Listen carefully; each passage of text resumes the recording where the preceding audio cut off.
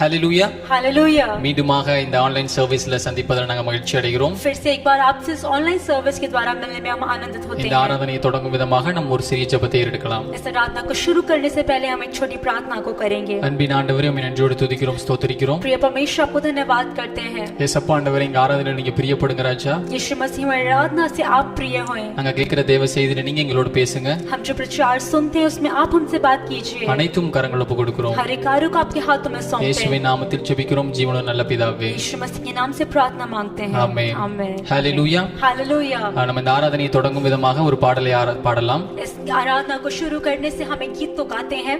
எல்லாருக்கும் தெரிந்த பாடல் இயேசுவின் நாமம் இனிதான நாமம். और सब जानते हैं इस गीत को, तमिल गीत है। இது பழைய பாடல், நம்ம ஒரு அர்த்தமான பாடல், எல்லாரும் சந்தோஷமாக இந்த பாடலை பாடலாம். और पुराना गीत है, बहुत ही अर्थ भरा गीत है। सभी तालों को बजाते हुए उत्साह के साथ गाएंगे। வேதம் சொல்லுது அவருடைய நாமம் எல்லாவற்றிலும் காட்டிலும் மேலான நாமம். वचन कहता है कि परमेश्वर यीशु मसीह का नाम हर एक नाम से महान नाम है। இந்த உலகத்தில் இருக்கிறவனை காட்டிலும் நம் தேவன் பெரியவர். ஆமென். संसार में जो है उससे बढ़कर हमारा यीशु मसीह है। அந்த தேவனை, வல்லமையுள்ள தேவனை ஆராதிக்கிற நாம் அதை உணர்ந்தவர்களாக இந்த பாடலை பாடலாம். उस सामर्थ्य परमेश्वर को हम स्तुति करते हैं, उस गीत को एहसास करते हैं, हम गाएंगे। आमेन। आमेन।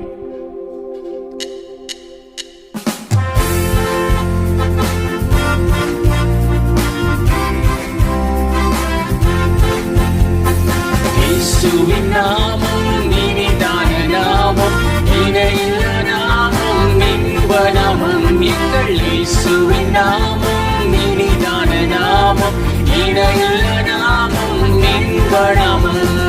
பாவத்தை போக்கும், பயமதை நீக்கும், பரம சந்தோஷம் வாக்தரை கழிக்கும்.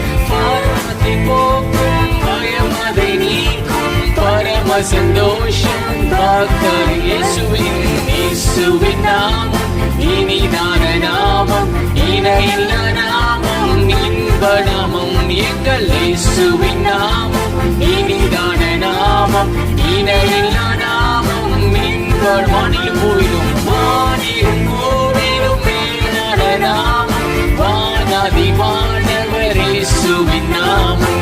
வானிலும் பூவிலும் மேலான நாமம், வானாதி வானவர் இயேசுவின் நாமம். இயேசுவின் நாமம் இனிதான நாமம், இணையில்ல நாமம், இன்ப நாமம். எங்கள் இயேசுவின் நாமம் இனிதான நாமம், இணையில்ல நாமம், இன்ப நாமம். பரிமள தைலமாம் இயேசுவின் நாமம், பாரெங்கும் வாசனை வீசிடும் நாமம்.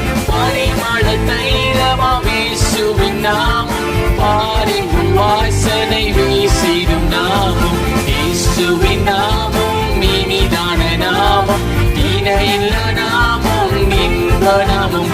எங்கள் இயேசுவின் நாமம் இனிதான நாமம், இணையில்ல நாமம்.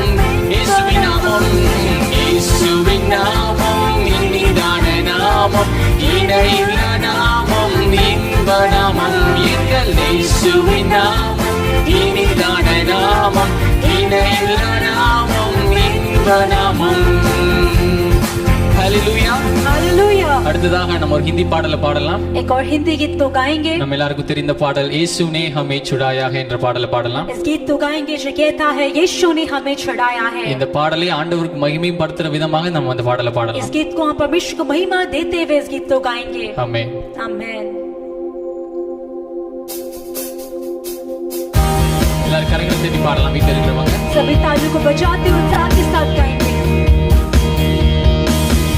यीशु ने हमें छुड़ाया है पापों की जाल से, यीशु ने हमें बचाया है शैतान की जाल से.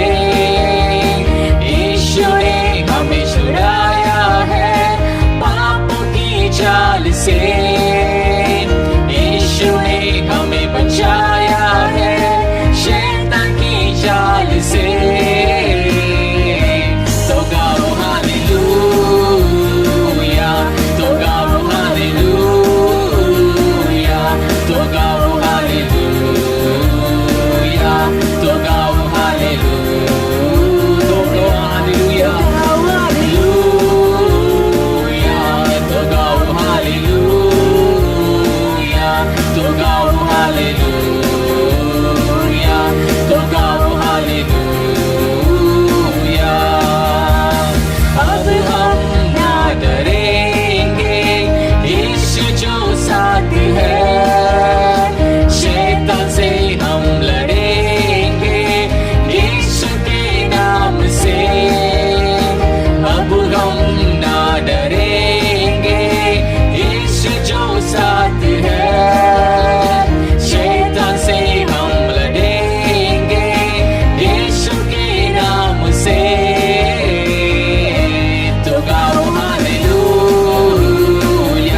तो गाओ हालेलुया, तो गाओ हालेलुया, तो गाओ हालेलुया, तो गाओ हालेलुया, तो गाओ हालेलुया, तो गाओ हालेलुया, तो गाओ हालेलुया। शालोम शांति सलाम आई है आपके नाम, शालोम शांति सलाम ये है यीशु का पैगाम। शालोम शांति सलाम लाई है आपके नाम, शालोम शांति सलाम मेरे यीशु का पैगाम। तो गाओ हालेलुया, तो गाओ हालेलुया, तो गाओ हालेलुया, तो गाओ हालेलुया, तो गाओ हालेलुया, तो गाओ हालेलुया, तो गाओ हालेलुया, तो गाओ हालेलुया। यीशु ने हमें छुड़ाया है, यीशु ने हमें छुड़ाया है पापों की जाल से, यीशु ने हमें बचाया है शैतान की चाल से, यीशु ने हमें छुड़ाया है पापों की जाल से, यीशु ने हमें बचाया है शैतान की जाल से। तो गाओ हालेलुया, तो गाओ हालेलुया, तो गाओ हालेलुया, तो गाओ हालेलुया, तो गाओ हालेलुया, हालेलुया, तो गाओ हालेलुया, तो गाओ हालेलुया, तो गाओ हालेलुया। எல்லாரும் நம்ம இருக்கிற இடத்துல எதிர்த்து நிற்கலாமா? हम सब जहाँ पर भी हैं, अपने स्थानों पर हम खड़े हो முடிந்தவர்கள் जाएंगे। முழங்கால் படியிட்டுக் கொள்ளலாம்।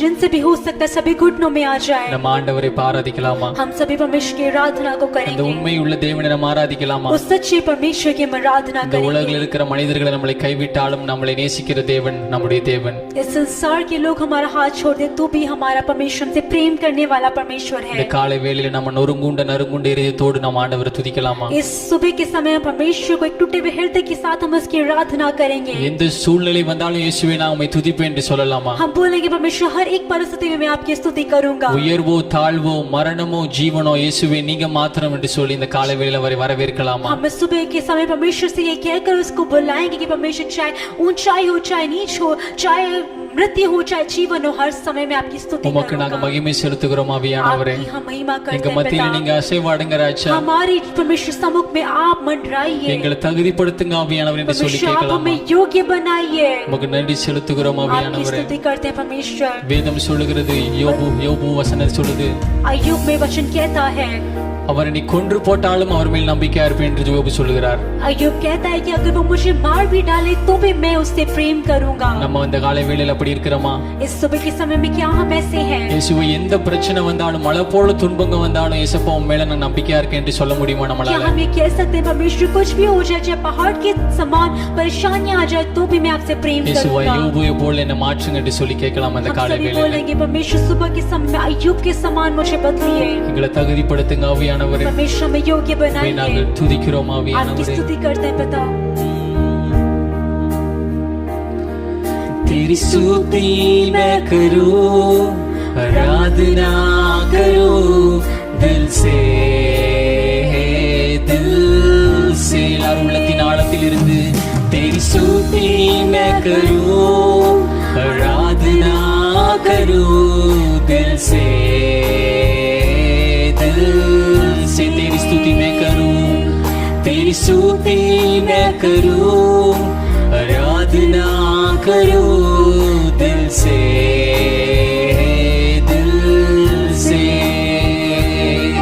तेरी स्तुति मैं करूं, करूं दिल से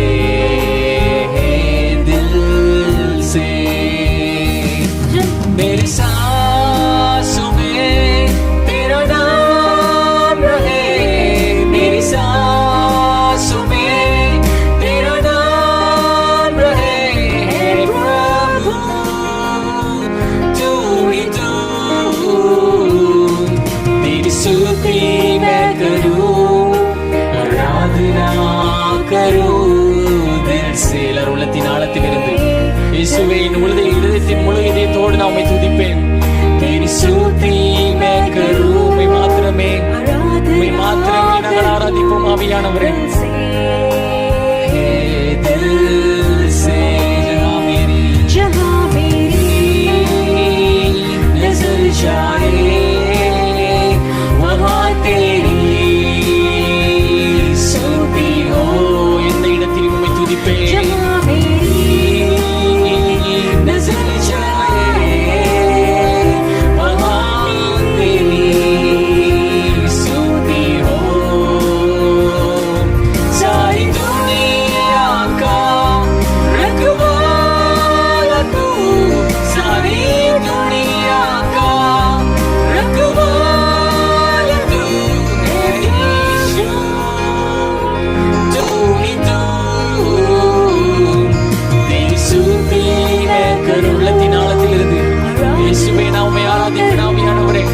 என் உள்ளத்தின் ஆழத்திலிருந்து உம்மை நான் ஆராதிப்பேன் என்று சொல்லி கேட்கலாமா?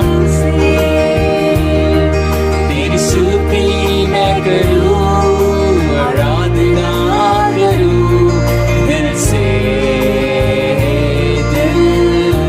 तेरी स्तुति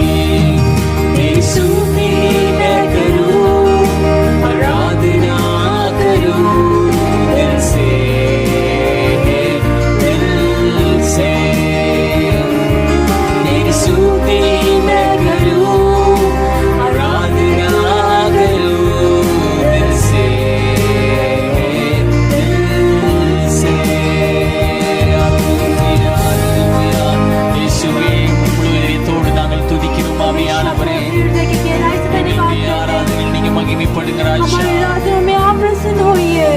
சகல மகிமை நாங்கள் ஏறெடுக்கிறோம் ராஜா। आपको परमेश्वर सारी आदर हम देते हैं। எங்கள் இருதயத்தின் ஆழத்திலிருந்து நாங்கள் உம்மை துதிக்கிறோம் இயேசுவே। हृदय के गहराई से हम आपकी स्तुति करते हैं। எங்கள் ஆராதனையில் நீங்க அசைவாடுங்க ராஜா। हमारी आराधना में आप परमेश्वर मंडराइए। பொறுப்படுத்திக் கொள்ளுங்க ஆவியானவரே। आप परमेश्वर गवाही कीजिए। எங்களை தகுதிப்படுத்துங்க ஆவியானவரே। हमें योग्य बनाइए पवित्र आत्मा। மகிமை செலுத்துகிறோம் ராஜா। आपको स्तुति करते हैं पिता। செலுத்துகிறோம் धन्यवाद करते हैं परमेश्वर। धन्यवाद हो पिता। धन्यवाद करते हैं पिता। परमेश्वर आपको हम बुलाते हैं।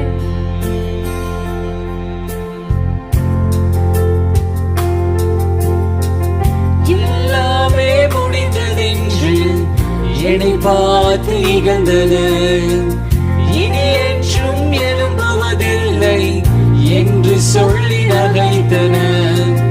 எல்லாமே முடிந்ததென்று என்னை பார்த்து இகழ்ந்தனர், இனி என்றும் எழும்புவதில்லை என்று சொல்லி நகைத்தனர்।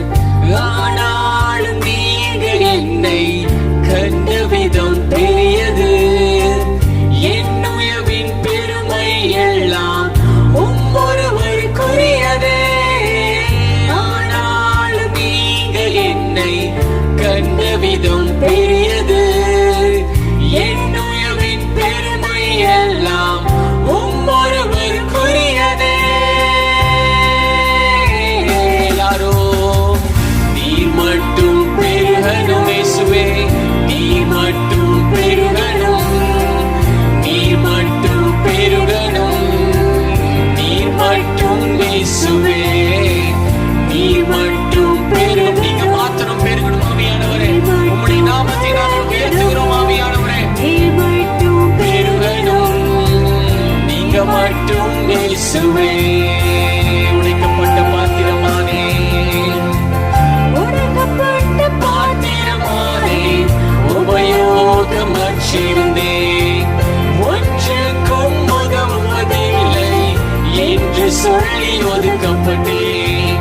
உடைக்கப்பட்ட பாத்திரமானே, உபயோகமற்றிருந்தேன், பரலோகம் மற்றிருந்த நம்மளை ஒன்றுக்கும் உதவாத நம்மளை தெரிந்து கொண்ட நேசரை நம்ம ஆராதிக்கலாம் ஆண்டவரே. உயரமான எந்தன் கரம் மீண்டும் என்னை வணைந்தது.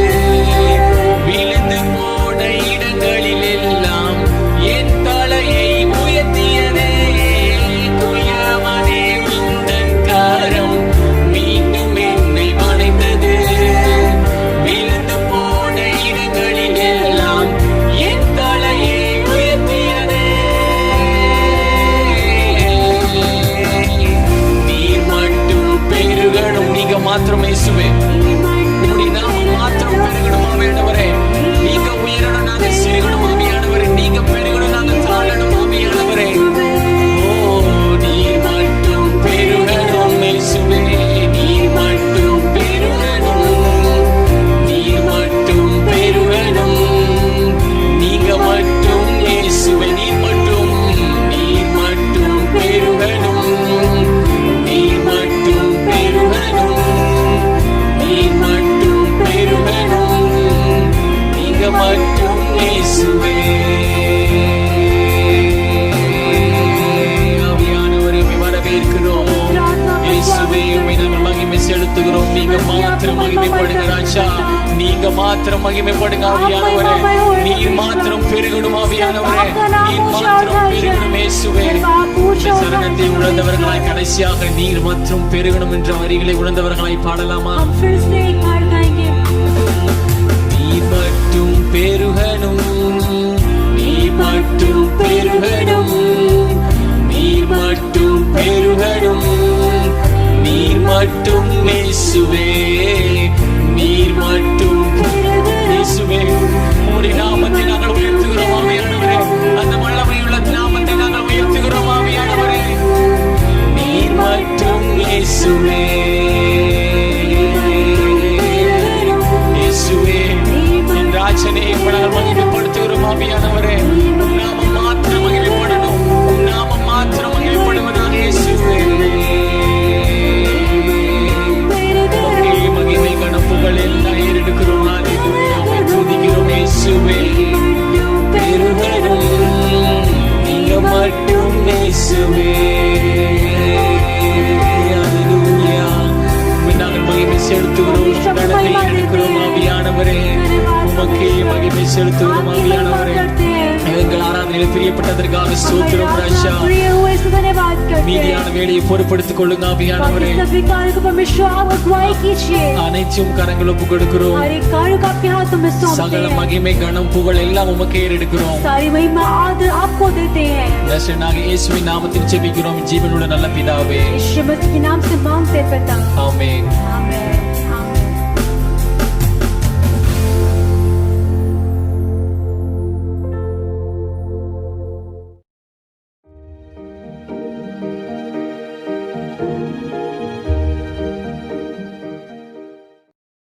हालेलुया। सबको जय मसीह की। मैं इस ऑनलाइन सर्विस में आप लोगों से मिलने में बहुत आनंदित हूँ। हालेलुया। अब हम वचन में जाएंगे। यशायाह नबी का किताब 58 का एक वचन में क्या लिखा है। पहला वचन में मैं आप लोगों को पढ़ के सुनाती हूँ। गला खोलकर पुकार, कुछ ना रख छोड़, नरसिंहे के सा ऊंचा शब्द कर, मेरी प्रजा को उसका अपराध अर्थात याकूब के घराने को उसका पाप जता दे। हालेलुया। अब ये वचन है, अब ये समय है कि इस वचन को लेके हमें कार्य करने का समय आ गया है। प्रिय लोगों, अब हम देखते हैं कि हर कहीं पे भी हम लोग क्या करते हैं, हम अपने आप को बंद कर रहे हैं, हम अपने आप को एक बंधुआई में रखना चाह रहे हैं, क्योंकि हमारी परिस्थिति ऐसे ही हो गई है। क्योंकि हम जब देखते हैं यहाँ पे इस वचन में देखते हैं 58 में, यशायाह नबी की किताब 58 का 1 में, गला खोल कर पुकार। यशायाह नबी किसको कहता है कि गला खोलकर पुकार? उन इज़राइली लोगों को। इज़राइली लोग कौन है? कि हम लोग हैं जो बंधुआई में थे, पाप के बंधुआई में थे। अब वो कहते हैं कि गला खोलकर पुकार, कि यही वो समय है हमें ऊंचे शब्द से परमेश्वर को पुकारने का और उसके उद्धार को मांगने का। हालेलुया। अब हम देखेंगे ऐसे ही एक स्त्री को हम देखेंगे, ऐसे ही एक व्यक्ति को हम बाइबल में से पढ़ेंगे। ये एस्तर का किताब हम निकालेंगे। एस्तर का किताब 4 अध्याय 11 का 11 का निकाल के पढ़ेंगे। मैं आप लोगों को पढ़ के सुनाऊंगी, बीच में से शुरू से नहीं पढ़ूंगी। कि क्या पुरुष क्या स्त्री कोई क्यों ना हो जो आज्ञा बिना पाए भीतर आंगन में राजा के पास जाए। उसके पास मार डालने की आज्ञा है, केवल जिसकी और राजा सोने की राजदंड बढ़ाए वही बचता है। हालेलुया।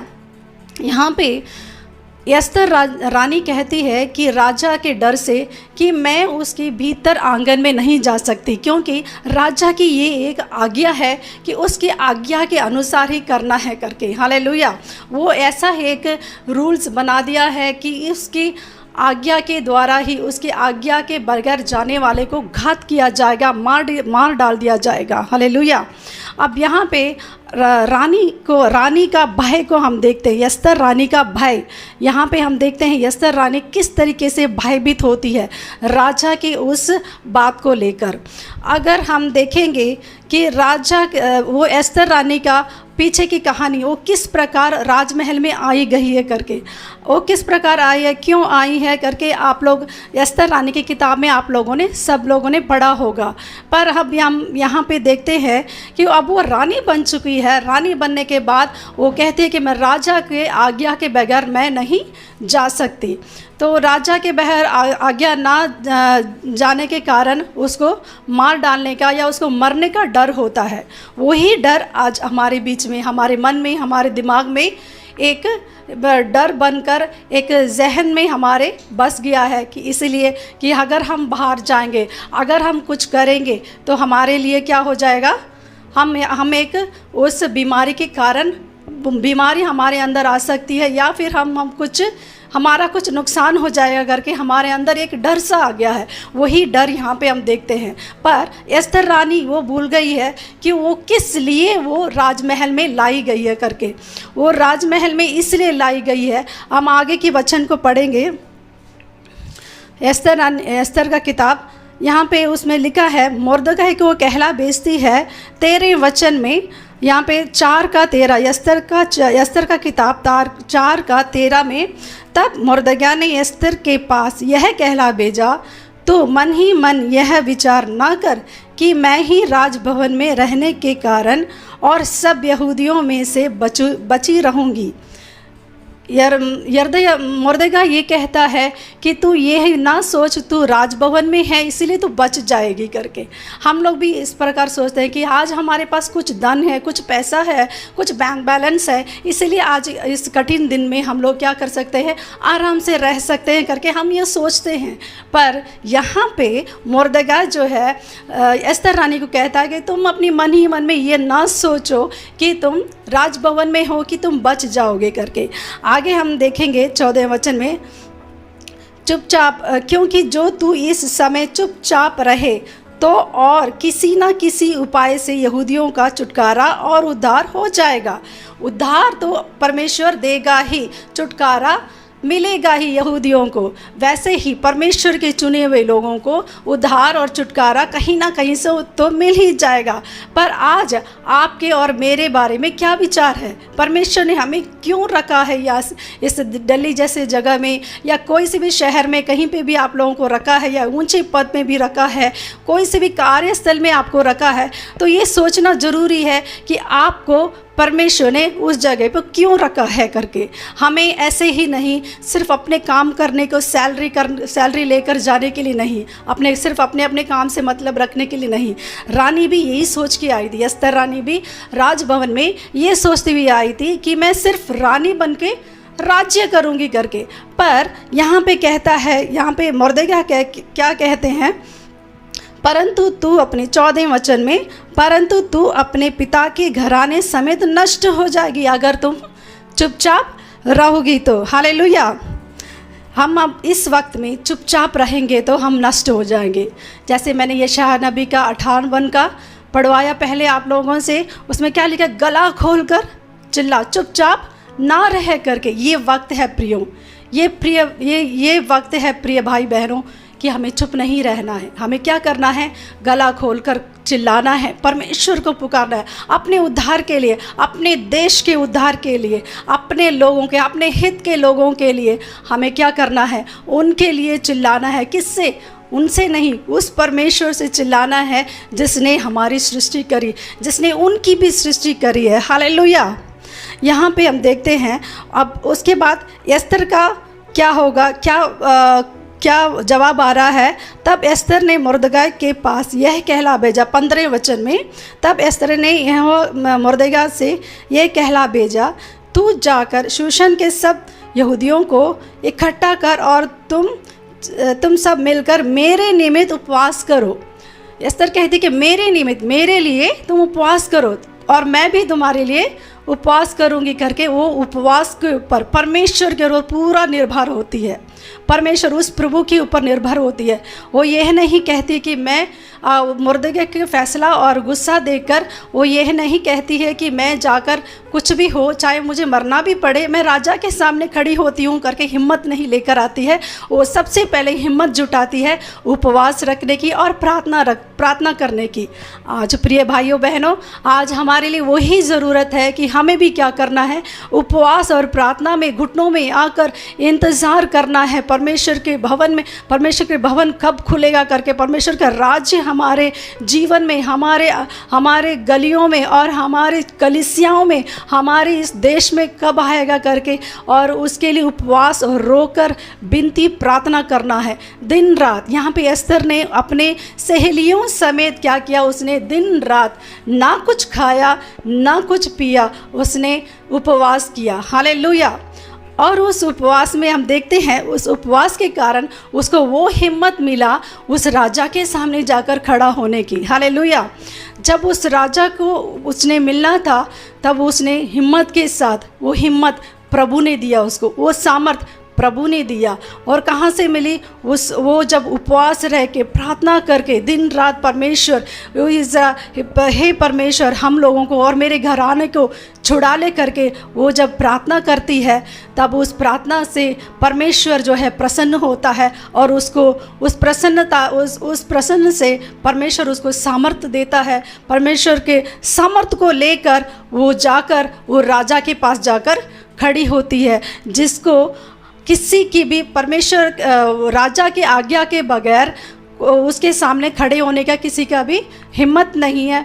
फिर भी जाकर वो बिना कोई आज्ञा के, बिना राजा की आज्ञा के बगैर वो राजा के सामने जाकर खड़ी होती है और राजा के आँखों में उसके लिए दया मिली, दया दृष्टि हुई। और वो राजा कहता है कि हे एस्तर रानी, तू मेरे राज्य में से आधा भाग भी तू चाहती है तो मैं तुम्हें दे दूंगा करके।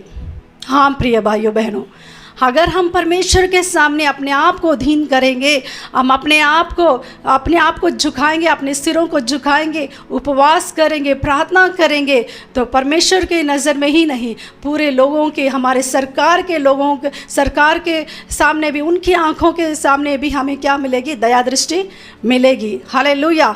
आज लोगों के आज क्रिश्चियनिटी के ऊपर, आज मसीह लोगों के ऊपर इतने दबाव, इतनी सतावट आ रहा है। क्यों? क्योंकि परमेश्वर के चुने हुए लोग जो हैं अभी तक परमेश्वर के सामने घुटने नहीं टेका है, परमेश्वर के सामने दीन नहीं हुए। वचन कहता है मेरे चुने हुए लोग अपने आप को दीन करें और मेरे मुख को ताके, मेरे चेहरे को ताकेंगे तो मैं उनके देश को यूं का त्यों करूँगा। परमेश्वर ने वायदा किया है। क्योंकि हम लोग क्या करते हैं? मांगते नहीं हैं परमेश्वर से और हम अपने आप को झुकाते नहीं हैं। इसीलिए हम मसीह लोगों के ऊपर इतना सारा बहुत ज़्यादा सतावट आता है, बहुत ज़्यादा दुख होता है, कलीसियाएं तोड़ी जाती है। प्रिय भाइयों बहनों, आज भी हम क्या करना है? एस्तर के समान अपने आप को क्या करना है? दीन करना है, परमेश्वर के सामने झुकाना है, उपवास करके, रोकर, बिलक कर प्रार्थना करने का समय है ये। उठिए और उठकर प्रार्थना करना शुरू कीजिए। अगर आज भी हम ये नहीं मानेंगे कि परमेश्वर हम प्रार्थना करते हैं, प्रभु हम प्रार्थना करते हैं, प्रार्थना करेंगे करके हम अपने आप को समर्पण करेंगे। आज भी परमेश्वर अपनी बाहें फैलाए तैयार है कि आप लोगों को तैयार करने के लिए, परमेश्वर आप लोगों को अपनाने के लिए, हम लोगों को परमेश्वर, हमारी प्रार्थनाओं को परमेश्वर बहुत ही महत्व देता है, क्योंकि परमेश्वर ने इसीलिए मनुष्य को अपने रूप में सृष्टि करी है। हालेलुया। तो हम एक एस्तर के समान हम अपने आप को क्या करें, आगे करें। हम ये सोचे, मुर्दखा कहता है कि तुम इस कठिन समय के लिए राजपद मिला है करके, तुम्हें इस कठिन समय के लिए राजपद मिला है करके तुम ये भूल ना जाना करके। तो हमें कठिन समय, आज ये कठिन समय, हम सोचते हैं कि यही कठिन समय, इससे ज़्यादा कठिन समय आ सकता है हमारे लिए। तो इसलिए ये वक्त है जो हमें प्रार्थना करने के लिए और कठिन समय का सामना करने के लिए हम क्या करें, उपवास के साथ, प्रार्थना के साथ परमेश्वर के पास जाकर सामर्थ्य को पाने का ये समय है। हालेलुया। सबको जय मसीह की। परमेश्वर इन वचनों के द्वारा आप लोगों को आशीष दे। आइए हम अपने सिरों को झुकाकर प्रार्थना करें। धन्यवाद सर्वशक्तिमान, दयालु, अनुग्रहकारी, प्रेमी परमेश्वर, इस सुंदर समय के लिए मैं धन्यवाद करती हूँ। और प्रभु जी, जो आपका प्रभु जी वचन से हमें, प्रभु जी आपके प्रभु जी वचन से हमें जो मन्ना खिलाया, उसके लिए मैं धन्यवाद करती हूँ परमेश्वर। मैं प्रार्थना करती हूँ परमेश्वर, हर एक जो भाई बहन इस वचन को सुना है परमेश्वर, उन सब के हृदय में कार्य कीजिए परमेश्वर। ऐसे ही एक एस्तर के समान प्रभु यीशु अपने प्रभु जी हालेलुया डर को छोड़कर परमेश्वर के लिए कार्य करने के लिए सहायता मदद कीजिए परमेश्वर। हालेलुया। हम अपने ही हित के लिए नहीं, अपने लिए नहीं प्रभु, दूसरों के लिए, दूसरों की चिंता करते, दूसरों के लिए प्रार्थना कर हम जीने के लिए, आत्मिक जीवन जीने के लिए सहायता मदद कीजिए परमेश्वर। हालेलुया। मैं प्रार्थना करती हूँ परमेश्वर, हर एक के जीवन में प्रभु एक आत्मिक जागृति लेकर आइए परमेश्वर। आपके नाम की महिमा होने पाए, हर एक बातों को आपके हाथों में सौंपते हुए प्रभु यीशु नासरी के नाम से इस प्रार्थना को मानती हूँ। आमीन।